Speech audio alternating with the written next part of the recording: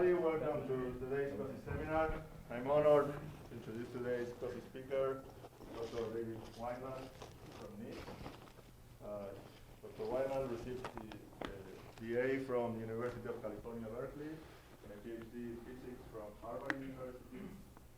And he then had a postdoctoral position at the University of Washington. He joined NIST here in Boulder. At NIST, he's a fellow and leader of an experimental group that explores the application of laser full trap atomic ions.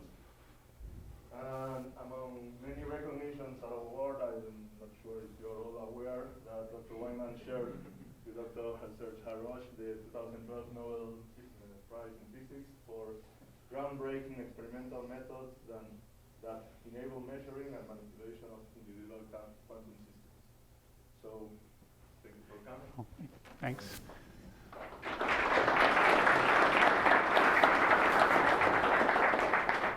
So Ariel explained to me that not everybody is a quantum mechanic in this room. So I'm gonna try to. This will be a relatively simple bit about quantum mechanics. For those who know quantum mechanics, I apologize, but anyway, I'll try to get something across here, hopefully. Down the street at NIST, where I've basically spent my whole career since 1975, we've always had. I'm in the time and frequency division, so we've always had the mission of trying to make better clocks. And in the last 15 years or so, we've gotten interested in this subject of quantum computation. So just to summarize what I'll say, I'll try to get this idea of quantum superposition across, which, and then how that might help in computation. And in our work, we're working with atomic ions that we hold in place in what we call a trap. It uses oscillating and static electric fields. And I didn't say it in the abstract, but I thought I'd say a bit about our work on clocks. So one of the interesting things, and what got recognized in the prize citation was this idea that we can play games similar to this problem that Erwin Schrödinger talked about as Schrödinger's cat. And so basically what the problem that he was bothered by, and actually most of us are still bothered by, is we have this great theory, quantum mechanics, this mathematical theory, that describes in great detail with very high precision. It can describe most microscopic system, certainly in atomic physics. And what bothered him was the fact that the theory should apply to macroscopic systems as well. So to sort of illustrate his discomfort with this problem, he posed this example. Of course, Schrödinger, for those you don't know, he was one of the inventors of quantum mechanics, and here he's trying to shoot it down in a way. But anyway, so what he posed this example. So suppose we have a sealed box, and the sealed part is important because we don't want to disturb what's inside. But anyway, and suppose inside the box is a single radioactive particle and some mechanism such that if the particle decays, it releases poison and kills the cat. And although it'd be impractical to do it, we can in principle write down the equations that describe this system. And if we started it with the particle in the excited state, then after a time equal to basically the half-life of the particle when it decays with 50%, all quantum mechanics tells us is that the system exists in the superposition state, where the cat is neither alive nor dead. It's both dead and alive. And of course, this makes no sense in our practical experience, but this is what quantum mechanics tells us. And so one of the ways, Schrödinger was puzzled by this all the way through in his life. And in the early 50s, he wrote a paper that said, well, we think about these small systems. Quantum mechanics applies well to atoms and other small systems. But we shouldn't but what he said then in the early 50s, well, we can in fact play with these small systems, so it leads to ridiculous consequences, his cat. But in fact, these days we can play with these small systems, and we can make, I'll try to say how we can make an analog to Schrödinger's cat. Okay, for the non-quantum mechanics out there, I like this analogy to superposition. And if you look at this image up here, occasionally you can get, say, this surface here to be in the foreground, out like here, or this surface here to be in the foreground, like here. And in some sense, the box up here has both properties at once. It exists in both states at once.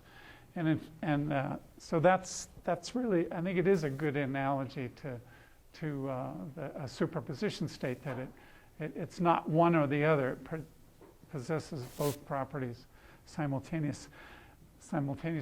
One of the rules of quantum mechanics, it has to be added to quantum mechanics, and that is when we make a measurement on the system, then these so-called superposition collapse into one configuration. So if you'll play along with this analogy, I mean, when you first look at this box, you may not be able to say which state it's in, but maybe it'll resolve itself into one of these two conditions down here. And this is very much like a measurement in quantum mechanics. We talk about collapse or projection into one state or the other, and that's a rule that we, at least in practice, have to live with. Anyway, I'm not going to say a lot about this Schrödinger's cat example, but we can make an analogy, which is a small analogy, but I think it has the properties of Schrödinger's cat. So what you can think about are ions in our traps, these potentials that we can create basically a harmonic well in three dimensions. You can think of it like a marble in a bowl. So we can, with a single ion, we can put the atom in our atomic bowl, and it can roll back and forth.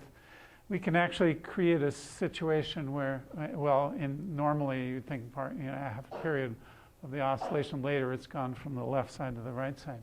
Well, in fact, we can create a situation where a superposition state where it's neither at some instant of time, it's not on the left side of the bowl or the right side of the bowl, it's on both sides of the bowl at the same time. And in fact, the experiment we do, we can make we can correlate where its position is with an internal state. I'm representing by arrows. Actually, the atoms we play with actually have a magnetic moment, a spin associated with them. So you can actually think about those representing the spin of the atom. Well, anyway, we can make the superposition state in that case is such that at some instant of time the spin will be down, correlated with the particle be on the left side of the bowl, and the spin will be up, correlated with a particle being on the right side of the bowl. And this we would say is very much like Schrödinger's cat, and the analogy there, of course, that both situations had a microscopic system, in this case the spin of the particle, and what we want to say is that this more macroscopic property of the atomic marble being on the left side of the bowl or the right side of the bowl is very much like the more classical state of the cat being dead or alive. And you can argue this is it's small. It is a very small system. But in fact, if you say it's too small to call it a Schrödinger cat, then you're stuck with the issue, where do you draw the line? How big do we have to separate these states by a centimeter to call it macroscopic? And basically nobody has the answer to this question. So, and it's a continuing question, why, of course we wouldn't want to play with cats, but why can't we make superpositions of macroscopic systems? And as far as we know, it's just a technical problem. It's nothing fundamental. So this problem that Schrödinger was worried about, I think, still exists, but nevertheless we can get on with our lives and use these kind of things, these superposition states. So I'm not going to be able to explain how quantum computers work completely, but or even only give you an idea, because the algorithms are fairly complicated. It takes a while to, I mean, there's courses on quantum computing these days, so it's a long subject. But if you're not familiar with it at all, I can give you an idea where the potential, you can see where the attraction is. So if we think now, instead of our marble, atomic marble, being on the left side of the ball or the right side of the ball, or a superposition of those, we can also play with the internal states of the ions. And I talked about spin in the last example, but we can also label those two states of the internal states of the atom. We can label them 0, 1. And in fact, with the atoms, we can make memory elements. We can take single ions and put them in one energy state or the other, and we can make a memory that way. But with this idea of superposition, we can also make states where they're, in some sense, the bit, the so-called quantum bit or qubit, is able to store both states at once. And where this then can become interesting is just think about how things scale up. Suppose we had 3 bits in a classical computer. It might represent one number, say 101. But in this superposition sense with 3 quantum bits, then we can make a state, which we represent by these symbols here. But basically, the state can be a superposition of all the possibilities from 0, 0, 0 up to 1, 1, 1. This is, of course, 8 numbers, 2 to the 3, and what you can get here, of course, how this scales. It scales exponentially. This memory capacity in this superposition sense scales exponentially. And a kind of interesting example is that, say, of 300 bits, which might store roughly a line of text in a classical computer, if you think about this superposition state, it can store all 2 to the 300 possibilities at once, which is about 10 to the 90th. And 10 to the 90th is more than all the elementary particles in the universe. So you can see that, in this superposition sense, we have a memory here that stores more information than a classical computer could if we took all the matter in the universe. Well, that sounds pretty good. The other thing that's actually pretty interesting is that we can, if we make a superposition state, we can, when we do our quantum operations, and I'll give you a flavor for how that works anyway, we basically can operate on all these numbers at once. So in fact, I think this is massively parallel operations. So this sounds even better. Now there's a big catch, and it has to do with when I showed you the boxes on the screen and talked about projection. When we actually measure one of these states, we go in and we see what value the qubits have. They collapse down, and they collapse down only into one of these 2 to the n possibilities. So in fact, although we're able to operate on all these states at once, when we measure the system, we're shrunk down to one possible state. So the long and short of it is, there are some interesting problems where we can do these things, and the one number that the system collapses down to when we measure it, we can actually get some useful information. And so these ideas were floating around. Actually, one of the first people to think about quantum computers was Richard Feynman, who most physicists know, and well-known particle physicist. And he posed the idea, well, maybe he was thinking about simulation at the time. This is the early 80s. And there's this problem in a classical computer, if you try to simulate a quantum system, which has all these states, there's this exponential scaling and resources that you need to handle larger and larger number of particles. And he said, well, his idea was, well, why not get one quantum system to simulate another? I'll say a little bit more about that. But anyway, these ideas started in the 80s. But what really made things take off is in the mid-90s, Peter Shor, a computer theorist, came up with an algorithm that said, well, if you can make this quantum computer that I'll try to explain a little bit about, you could efficiently factorize large numbers. maybe this sounds a little esoteric, but I think most people in the audience probably know that basically all modern encryption systems, they derive their security from the inability to efficiently factorize large numbers. So this would have, obviously, if we could make this device, obviously have big implications for, you buying things on your credit card on the web, and also for national security. So not surprisingly, the security agencies are really interested in this problem. So anyway, let me give you that. Just again, don't have time. It's a long business to explain how these algorithms work, but I'll try to give you a flavor for the games we try to play. So anyway, if I can maybe compare to a classical computer. In fact, in a classical computer, it may not be the most efficient way, but basically we could construct one just out of two gates, a bit flip and say an AND gate. Could be other gates too, but anyway, this will do the job. Just in principle, using those two gates, you can do sort of what's called universal computation in a classical computer.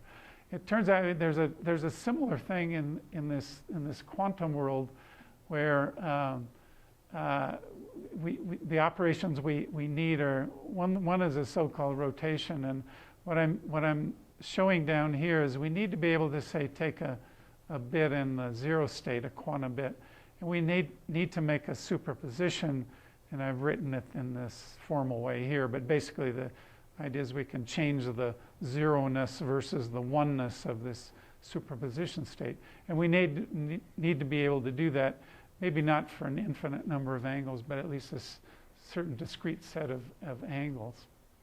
The other thing is, this is actually easy in atomic spectroscopy. When we do say if we start an atom in the ground state and we excite it to some excited state, if we do it with coherent radiation, we can make these arbitrary superpositions of the two states. The hard part is the logic gate, and I show one here that works, the so-called controlled NOT gate. And what you want to think about is there's some what we call a control bit in the first line up here, and there's some target bit. So what the control bit does, if it's a 0, then the target bit state doesn't change. You see, if the control bit is a 1, it flips the state of the target bit. And so these two gates here then would allow us to, in principle, do universal computation.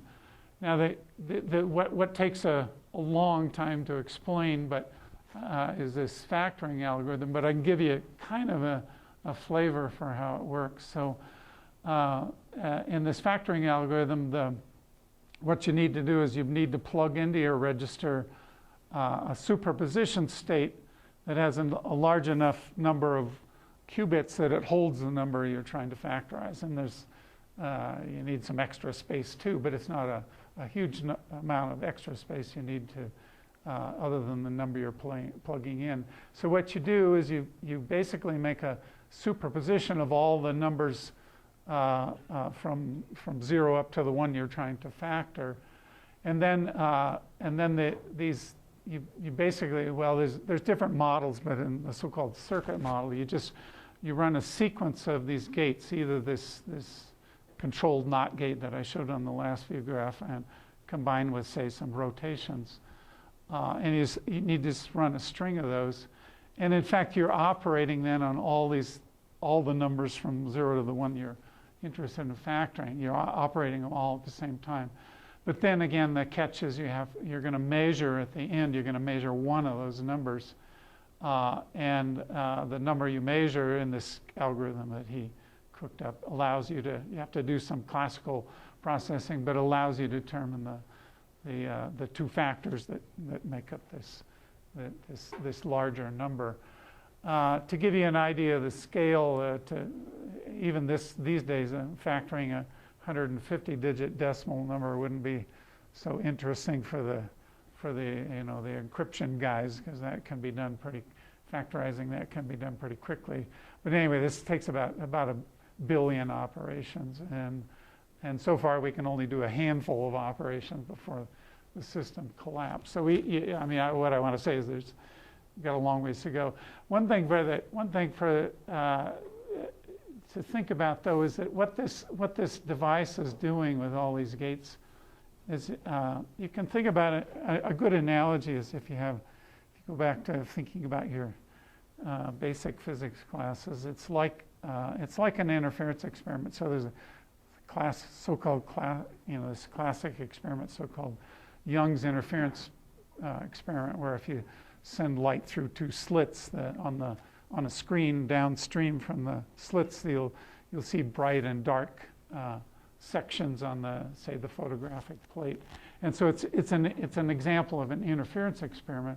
And here, basically, what you're doing is you're taking all these inputs, and this algorithm is interfering all these amplitudes. So before you make the final measurement, it's shrunk down this space state, how many states you can possibly get into a very small number by performing this interference. And the numbers that you measure, it's not one that it collapses down to, but the ones you can measure would allow you to run a classical algorithm that extracts the factors. So anyway, how did we get into this game? Well, actually, it was an atomic physics conference here in '94 where there was a fellow. His name is Arthur Eckert, and he was familiar with this factoring algorithm, and he came and gave us a talk, and two prominent theorists in atomic physics, Ignatius Sorek and Peter Zoller. Actually, Peter Zoller was here at Gila, I forget when now, but in the early 90s, and Ignatius Sorek was his student first. But anyway, they saw this talk, and they knew what ions we could do with ions, and they kind of immediately jumped on this and were able to come up with a model for how you might do this. And in a very simple sense, their model was the following. So what this is meant to represent is some electrode structure. And what we're able to do is we hold, in this case, just 5 ions in this trapping structure. What you can think about is this device here allows us to strongly confine the ions along an axis, and then in this direction, horizontal direction, we superimpose a harmonic well, and basically the Coulomb interaction between the ions holds them apart into some regular array. So you can think of, they all want to fall to the bottom of this harmonic well, but the Coulomb repulsion holds them apart. Well, another thing I won't say much about, but one trick we can do is called laser cooling. And these days what we can do is we can cool down low enough that what you want to think about is that this is kind of like a pseudo-molecule. It has normal modes of motion. And the simplest one to think about is, say, in the horizontal direction where all 5 ions are sort of locked together and oscillating back and forth in this external harmonic oscillator potential. So what we can do is we can actually, all these modes are at different frequencies, so we can spectrally isolate the one we want. Let's say it's the center of mass mode. And then these days with laser cooling, we can actually cool down to the ground state of motion. Now this is, it's a bit of a trick because the energies we're typically talking about here might be an optical energy, say with a frequency of 10 to the 15th hertz. Down here we're about 9 orders of magnitude lower, about on the order of a megahertz to 10 megahertz. But nevertheless, we can actually cool down to the ground state of the quantized harmonic oscillator manifold of states. And what's interesting about this normal modes of motion for this particular, say this one we select, is that we can take the ground state of this normal mode of motion and consider the first excited state, and we can also make a quantum bit out of this. And the reason that's interesting is this quantum bit is shared amongst all the ions. They're all oscillating. They have this information about these motional states. So basically their scheme is if we could, was that if we can somehow find a way to map, say, if, in general, these, say, in the midst of our quantum algorithm, all of these ions will be in, the internal states will all be in some superposition, and I apologize, I've switched notation back on you here. I'm going to call the internal states, label them by the up arrow and down arrow, and the external states, the motion states, I'll use the numbers for those. But anyway, the idea was, so if they said, well, if you can take a laser beam, focus it down on this ion, if you can map this superposition state onto the motion state, then because it's shared with all, this motion state is shared with all the ions, then if you can somehow make a gate between the internal states of this ion and this motion qubit, then basically you've made a gate between these two ions here. So I'll try to give a sense of how that works. What I show here is the energy level structure. This is, say, for one of the ions in the trap, and so again, in general, to do this first step, this mapping operation, we've frozen out the motion. So what this is meant to represent is here's the internal state, this so-called spin-down state, and in general, it's going to be the internal state's going to be in superposition. And I've also put on the other energy levels for the motional state, but again, we're starting in the ground state of motion. And basically, what we can do is we can take a laser and we can drive a transition that takes this part of this component of the wave function and it transfers it down to here. So what we've done is we've flipped the spin, the internal state, but we've also changed the emotional state by one quantum.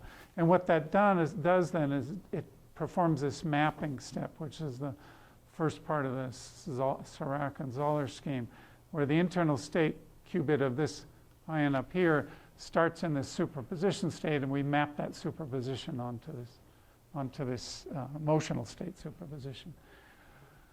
Okay, to give an idea how the logic gate works, now let's suppose for this second selected ion that we had in the scheme that now in general the second qubit, since the emotional state is excited, each one of these components that I've labeled indicated with heavy lines, they're all going to have some amplitude. So that in general that qubit is going to have its own internal state, but we also now we're going to have the states of the ground and first excited state of the motion be occupied. And to get an idea how the logic could work, this is suppose so we're going to call the control bit this motional state, and the idea here is if we want to implement this simple logic here. If the control bit is a 1, then the target bit flips, meaning the internal state of that qubit flips. And if the control bit, the motion is in the ground state, then nothing happens. And the way you can get an idea how we do that is that for this part of the truth table, if the ion is in this level here, we tune the laser so that it excites the internal state but reduces the motion quantum number by 1. So in fact, if the ion starts in this n equal 1 level, it'll allow this transition to go. So we flip the internal state of that bit. On the other hand, if the control bit is in the 0 state, there's no level up here for the ion to go to, so the internal state stays the same. Now it's actually a bit more complicated than this, but this kind of conditional dynamics is what allows us to make these gates. And Chris Monroe, who was a graduate student at CU and then worked with us as a postdoc and later as a permanent member for about 10 years. Anyway, we did this. We were able to make this central part of this quantum gate in about 95, and in fact we were lucky. We were trying to do very similar things, these transitions, these conditional transitions, and we could immediately jump on this proposal of Serac and Zoller, and we're able to demonstrate this logic gate.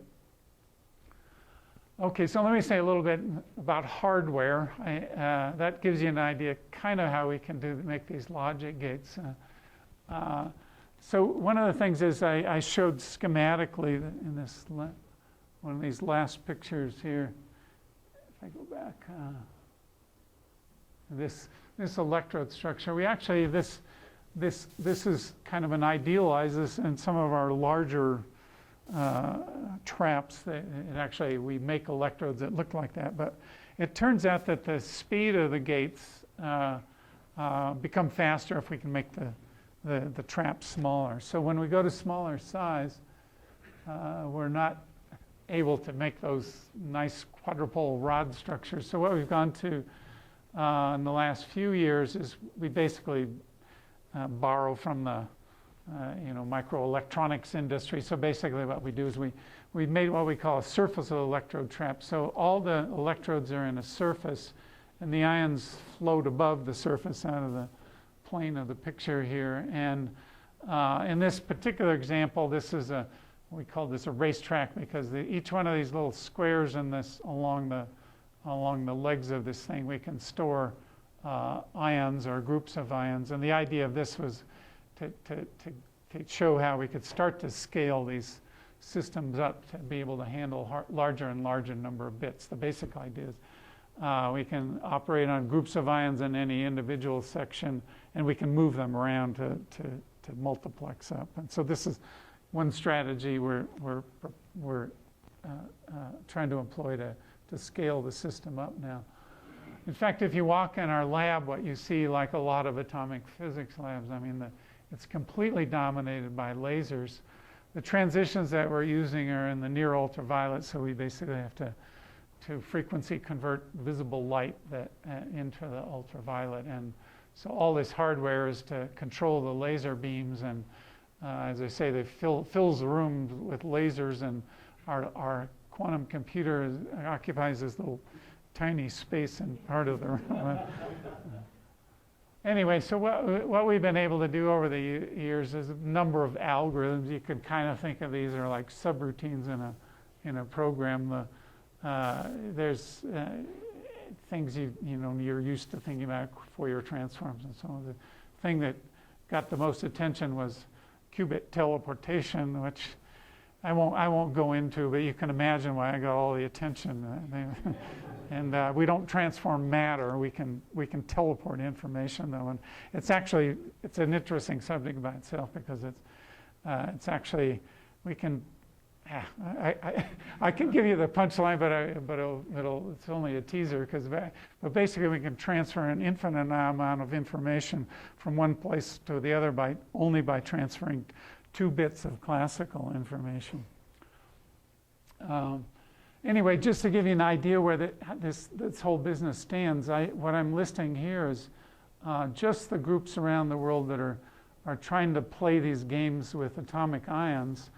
You can see it's over 30 now, and then there's also many other possible physical platforms. People are trying to do similar things with neutral atoms, and there's also condensed matter systems, Josephson junctions, quantum dots, where people are playing these games. So it's a big enterprise by now, and we're just one small part of that.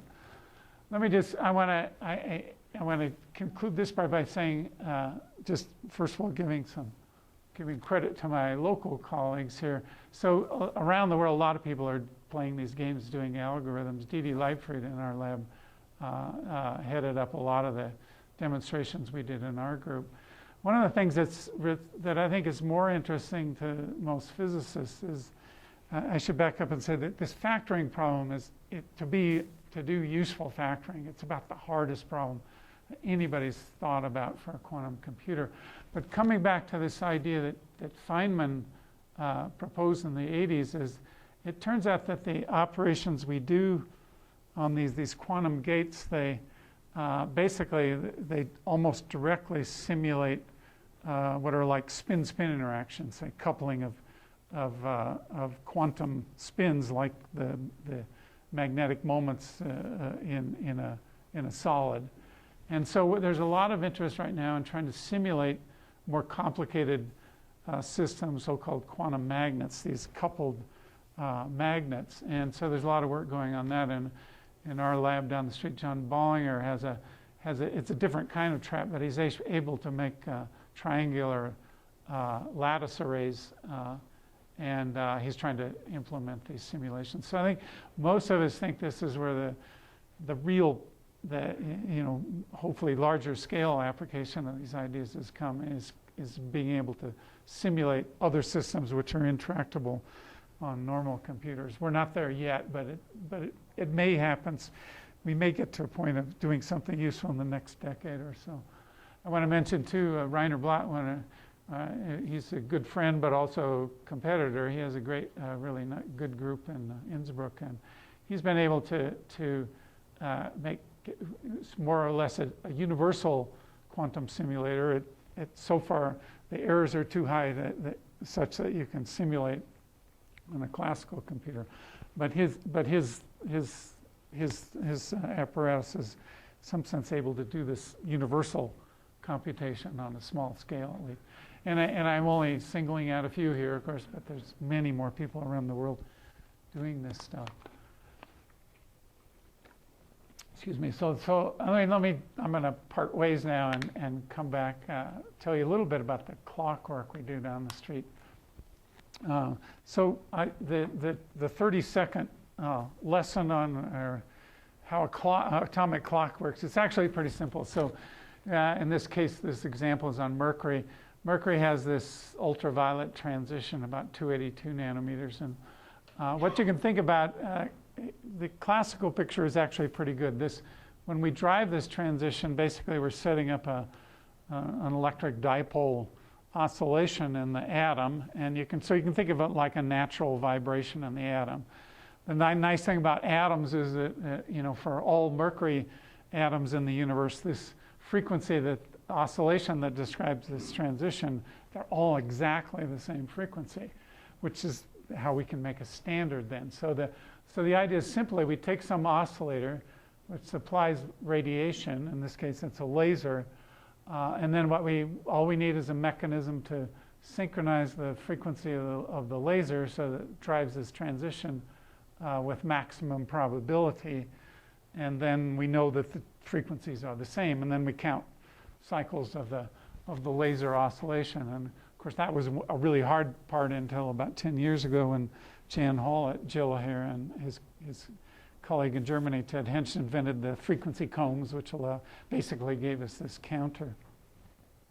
Anyway, so how we do this is how we find when the atom is synchronized. Is what we do is we prepare the atom in the ground state. Let me come back to this diagram. We prepare the atom in its internal ground state, and then we simply shine the light on here for a little while. And if the light is detuned from the transition frequency of this transition, then what we do is we turn on a second laser. The second laser has one of its function is that we can scatter a lot of light. So if the first laser was not at the right frequency, then what we see is that the atom is in this level, and it scatters a lot of light. On the other hand, if our radiation was right in resonance, then when we, oops, what did I do? Let me come back here.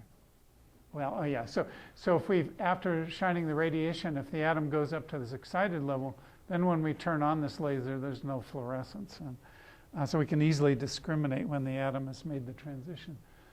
So just a little diversion here. We started these experiments in the mid-'80s, and one of the questions was, well, suppose we turn on both these lasers at once, and there was some theoretical, I wouldn't say it's a huge deal, but anyway, some controversy. When you have both these lasers at once, you know in some sense the atom is going to spend some time in this level, so we would expect, certainly on average, that the scattered light on this transition would go down. But in what form does it go down? And in fact, the way it goes down is it rather than just continuously decreasing or uniformly decreasing, the atom either the fluorescence either is on or off, the so-called quantum jumps, observation of quantum jumps of these transitions. And you guys are going to be really, I'm going to be really embarrassed in front of all you optical imager type people. But so this is a crude movie we made. Let me get it to work here. In the 80s, and it has the light is in the UV. Of course, that's the trick. Anyway, what we show in this picture here is this is the electrodes mounted on a penny, just to give you an idea of the size. What you want to focus in is the center of that donut-shaped electrode. So this is actually looking at the real trap structure, looking through a vacuum window, and you want to focus. The next picture gets really bad, but anyway, it's the output of our imaging camera in the ultraviolet. So you can still kind of see a bit of the outline of the ring and the donut-shaped thing. And then as we tune this 194 nanometer laser into resonance, you can start to see the ion in there. And at the same time, I can't tell it from the picture here, but we have this second laser on.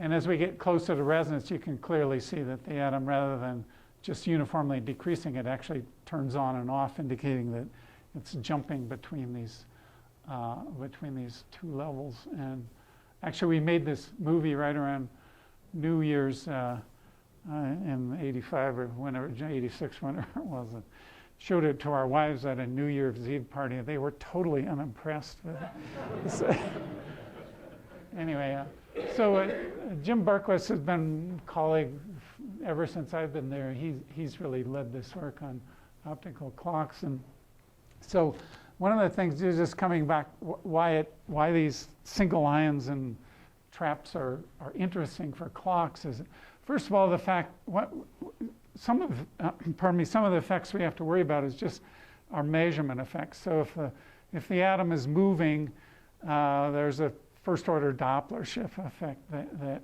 we have to worry about. But the fact that that we trap the atoms, basically the average velocity is zero. So the so-called first order Doppler shift goes to zero naturally just because we're trapping. The other thing is that I haven't said much about laser cooling, but one of the more interesting effects we have to worry about is the so-called time dilation shift. And I think maybe many of you are familiar with this so-called Einstein's twin paradox, which says that if you have a twin brother or sister, then in principle they could, if they went out on a fast-moving rocket ship, they would, you'd say they come back 10 years later, and in fact they've only aged 1 year. And this is this idea that different frames of reference, time runs at different rates, and it's a real effect. Now, it's a very small effect in clocks, but we're at such a level of precision that we want to cool our atoms down to reduce this effect. There's some other features. We actually, our trap was operated at 4 Kelvin. That was to prevent collisions and so on. And some other effects. Actually, what's interesting, just the thermal radiation in the room here is the electric fields are about 10 volts per centimeter. So it's actually large, and those fields are large enough to shift the frequency of the atom, which is part of the reason we went to 4 Kelvin. Anyway, one of the nice things after all this work was that Jim and others were able to get down to a systematic uncertainty which was below the accuracy of the cesium clocks, which are the definition of the second. And that's the first time in 50 years that any clock has been able to outperform the cesium atom. So coming back to these logic experiments, we can employ some simple ideas. Now, one of the atoms or ions that's been particularly interesting for us is aluminum. This is an ultraviolet transition. It's interesting because the upper state lifetime is fairly long, and so in principle this is extremely narrow resonance, which would help us define the precision of the laser when we stabilize it to this transition. And in principle, there's a transition. We could use this same method. We could look at fluorescence to tell whether the atom remained there or was excited there. Unfortunately, this wavelength is short enough that we want a CW laser, and we can't get one at that frequency. So what we do in this experiment led by Till Rosenband is we we put our clock eye on this aluminum, and in this case, this example here, we put also a magnesium ion in the same trap. And you remember that the first part of that scheme of Serac and Zoller for the quantum computer was that we employ that, and what we do is we first map, after applying the radiation for the clock, we map the superposition state of the aluminum onto a motional state superposition, the ground and first excited state of a motional mode, and then we map that on, it's kind of reverse the process, but map it on to magnesium, and it turns out magnesium is one where we can use this detection method. And so that allows us to measure the transitions in aluminum. There's also some other advantages, which I won't go into so much detail here, but the bottom line is now we're down in this aluminum clock where the systematic uncertainty expressed fractionally is about a part in 10 to the 17. So we're good to better than 17 digits on this transition now. And there's, again, lots of things. We have to worry about these other things I mentioned with mercury. This shows, actually, this is just a graph to show. Here's cesium, which has always been improving. And when people started looking at these optical transitions, we're now finally able to exceed the performance in terms of the systematic errors of the versus cesium. One of the things that's one of the effects that's kind of interesting to think about, I talked about the time dilation shift. There's another effect from Einstein's general theory of relativity, the so-called gravitational potential redshift. And in that, what it says is that basically, if you have, if you, like your twin sister or twin brother, exists in a different gravitational potential, time runs slower or faster. Actually, in a weaker potential, it runs faster, the time. And so anyway, we're down here. This in terms of this 10 to minus 17, what it represents is that means we're sensitive to, if we displace our clock by 10 centimeters, that's basically gives a part in 10 to the 17 shift. So we can actually see that. So what we did, I have another cheesy little movie here. So basically what we have, we built 2 of these aluminum clocks. They sit on an optical table. What we did is a postdoc with us, James Chow, you'll see here the star of the movie is, you can see these jacks down here.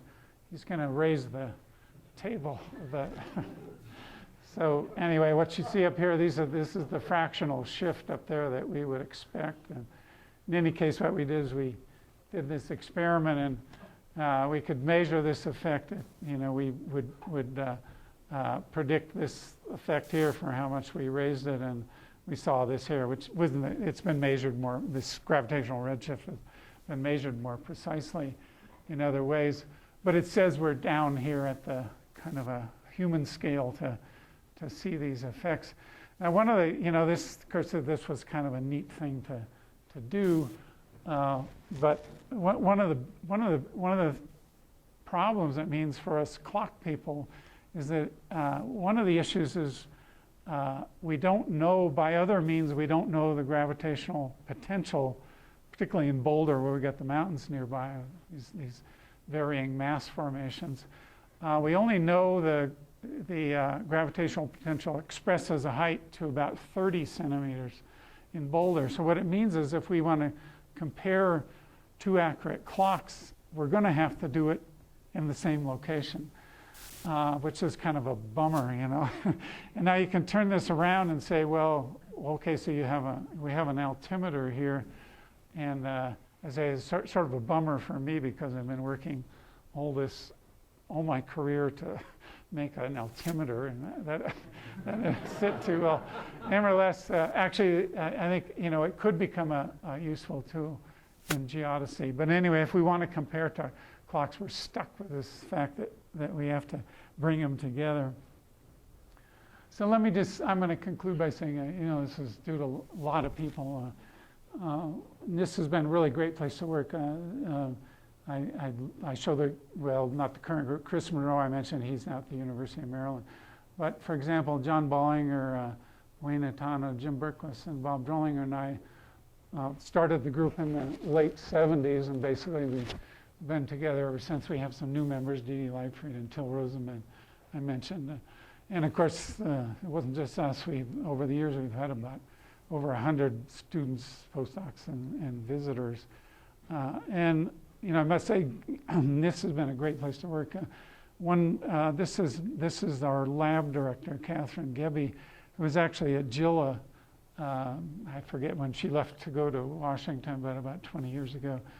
But she has been our lab director for these many years, and one measure of her success with my award this last year, she now has 4 Nobel Prize winners in her laboratory. So she's all these people, and these are my immediate bosses over the years, and she have been very supportive of this work, which has been really great. So I think, anyway, let me, before I shut off, I think just make a few comments about, I think some of you are probably here because of the events this last fall, and so I'll say just a little bit about this was the award ceremony, and I think maybe some of you know this already, but you know, Sweden takes great pride in having this award. I mean, it's sort of the award in many fields, certainly in physics. And so they're not going to lose this. They really play so big. And so this was the award ceremony. This is the royal family here. Here are this year's laureates in this first row here. Anyways, you know, all very, very fancy, very nice. Anyway, so after this award ceremony, the king had a few friends for dinner, and so what's kind of interesting about this is, I mean, it's you know, it was a wonderful experience. You know, won't happen ever again, I'm sure. But anyway, so what's interesting there, I think there was I've lost track. I think there was 7 of us. I forget, of us laureates this year, 7 or 9, anyway, on that order. And then unfortunately what happens is, you know, one of the biggest problems for the award winners is we can only, at these major events, we're only allowed 12 guests. Well, we'd certainly like to invite a lot more people, our friends and their wives. But anyway, so that's like 100 people. This room held 1,200. So one thing that's kind of interesting, what you realize is this is a big event for, you know, the Swedish upper crust and the government officials, and so this is mostly, and they do bring in some local students, which is really nice. But anyway, it's their thing too, and. But one thing to say, I have to say, this is obviously a great honor, but there's so many people, working on similar things, and could have easily gone to someone else. So, certainly I'm a pretty small cog in a big wheel, but nevertheless, it was a great honor to have this happen. Anyway, thanks.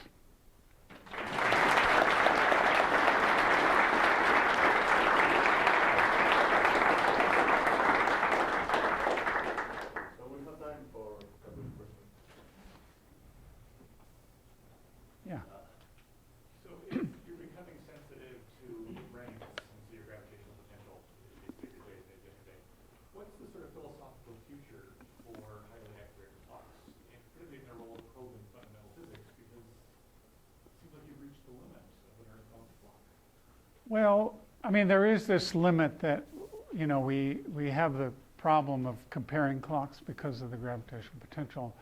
And in fact, Till Rosenman, who leads this project on aluminum, he's got his heart set on making portable clock, and it could be used, for example, in geodesy.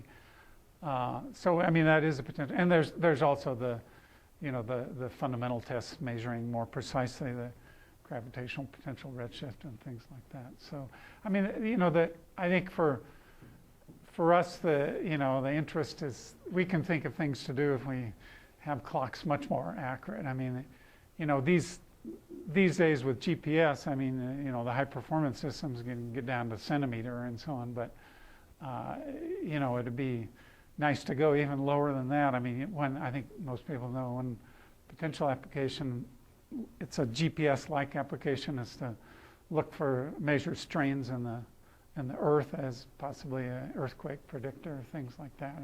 And we need more accuracy than we have with the clocks now. So, you know, we're not, the application, well, let me put it this way, you know, that this question is always raised every epoch of it.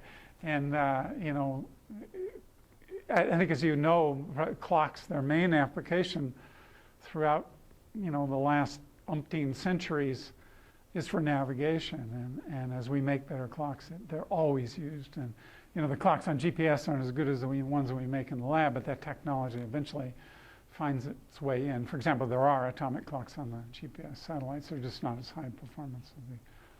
So anyway, we're not worried about the applications going away. Yeah. I wonder if you have any thoughts on, you know, people have been trying to make what we call solid state implementations of quantum systems, Mm-hmm. I think with phosphorus and isotopic or pure silicon and things like Yeah, that. yeah. Well, I think, you know, take your pick. I'd say all these, you know, I mean, to make a useful quantum computer, quantum information processor is still a ways away. In fact, you know, when Chris Monroe, we started this when Chris Monroe, the fellow I mentioned, was here in the group, and we used to always have this line. We'd say, you know, when people would ask about the prospects with atomic ions, we'd say impossible but competitive. And I think what I'm trying to say there is that basically all these different implementations like quantum dots or silicon. You know, they all have huge problems. But I'd be, you know, maybe a useful device won't happen in my lifetime, but I'd be really optimistic because so much of technology is devoted to better and better control, including quantum systems. So I'd be pretty optimistic in the long term that we'll have such a, you know, a useful quantum computer. Maybe factoring won't be a real application, but I mean, the things like the simulation, I think, you know, I think most of us are pretty optimistic. But it's easy to say because it won't happen tomorrow. Did you? I don't know whether you had a question. Well, I was just wondering, is it possible to give an estimate of, say, the GPS application? What is an order of magnitude more accurate clock translate into resolution on the ground, distance resolution? Well, I think it can, you know, it's actually the way GPS works is, of course, just by timing. Right. Yeah, you know, and then, you know, you have an determined system, so you can, you know, you can find out what your clocks are doing on board the satellites and things like that. But I mean, it's just in the sense of timing. If you can do more and more accurate timing, then you can get more and more accurate distance precision. So, you know, whatever application do you think of is, yeah. It's too practical of a question, right? Well, I mean, but I think it directly relates to that, you know, so.